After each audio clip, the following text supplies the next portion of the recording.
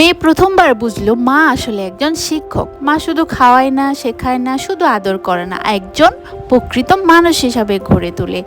সকালের আলো ফুটতেই মেয়েকে নিয়ে গেলাম ওয়াজ মাহফিলে। সেখান থেকে একজন মায়ের শিক্ষক হাজার শিক্ষককে যে হার মানায় সেটা শিখে এসেছে সে।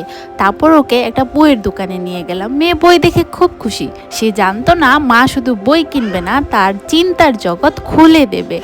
ঠিক এই মায়ের মাঝেই তো সে শিক্ষার ছায়া দেখলো। বাসায় ফিরে ওকে নিয়ে সব কাজ করার চেষ্টা করলাম, নামাজ পড়া, অজু করা, রান্না করা।